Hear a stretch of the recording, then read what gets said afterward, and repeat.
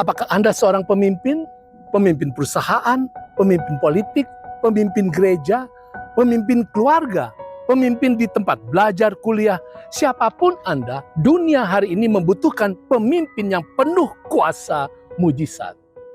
Mengapa? Karena dunia sekarang semakin keras, penuh tipu daya, penuh ketidakjujuran, dan dikuasai oleh orang ataupun oleh roh jahat.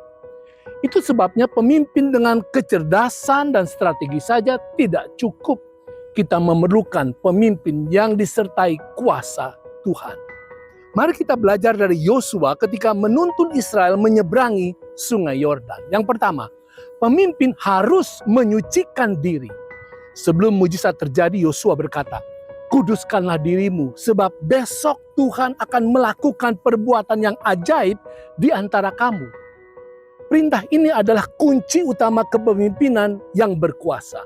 Menguduskan diri, menyingkirkan dosa, memurnikan hati, dan menundukkan kehendak pribadi di bawah kehendak Tuhan. Sebelum Tuhan bertindak di medan peperangan, izinkan Dia terlebih dahulu berperang di hati kita dan membersihkan jiwa para pemimpinnya. Ada banyak pemimpin yang jatuh bukan karena kurang kemampuan, tetapi karena kurang kudus.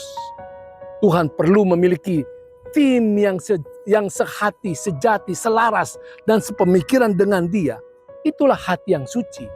Dari hati yang disucikanlah mengalir kuasa ilahi yang mengubah keadaan. Yang kedua, pemimpin harus menerima keajaiban Tuhan. Alkitab menceritakan bahwa pada saat kaki para imam menyentuh air Sungai Yordan, air itu berhenti mengalir dan menumpuk jauh mundur hingga ke hulu. Itu jelas bukan karena strategi manusia, tetapi karena Allah yang hidup yang telah turun tangan. Peristiwa itu disebut oleh Alkitab sebagai niflaot, mujizat. Ini adalah perbuatan ajaib yang hanya Tuhan saja yang bisa lakukan. Itu adalah perbuatan ajaib yang sama dengan perbuatan mujizat penciptaan bumi, mujizat air bah, mujizat menyeberang Laut Merah. Bagi Tuhan tidak ada yang terlalu ajaib, dan apa yang tidak mungkin bagi manusia mungkin bagi Allah. Pemimpin seperti inilah yang dibutuhkan di zaman ini. Bukan yang hanya pandai bicara atau berstrategi atau berkomplot, melainkan yang berani percaya saat pada tampaknya keadaan mustahil. Karena kesucian dan iman seperti inilah yang mengundang kuasa surga turun ke bumi. Yang ketiga, pemimpin sejati harus membiarkan Tuhan yang berjalan di depan. Di dalam penyeberangan Sungai Yordan, tabut perjanjian berjalan lebih dahulu. Artinya Tuhan harus selalu memimpin, bukan manusia. Bangsa Israel diajar bahwa kemenangan hanya datang jika mereka mengikuti waktu dan cara Tuhan, bukan kehendak rancangan sendiri.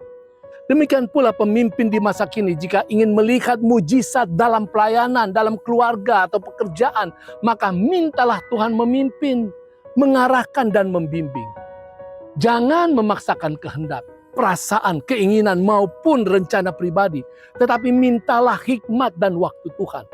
Kuasa mujizat hanya hadir di jalur ketaatan. Saudara, baik dalam bisnis, dalam politik, dalam gereja, dalam gerakan orang muda, maupun dalam keluarga, dunia modern membutuhkan lebih dari sekedar pemimpin yang cerdas. Dibutuhkan pemimpin rohani yang disertai kuasa Tuhan. Kuduskanlah diri, hidup dekat dengan Tuhan Allah yang hidup, dan berjalanlah mengikuti pimpinan Allah. Kemanapun Dia arahkan, hambanya pasti berhasil. Pasti banyak tantangan, tetapi Laut Merah, Sungai Yordan, apapun akan kering, menghilang, lenyap, dan banyak peristiwa besar terwujud untuk kemenangan Tuhan. Itu keren.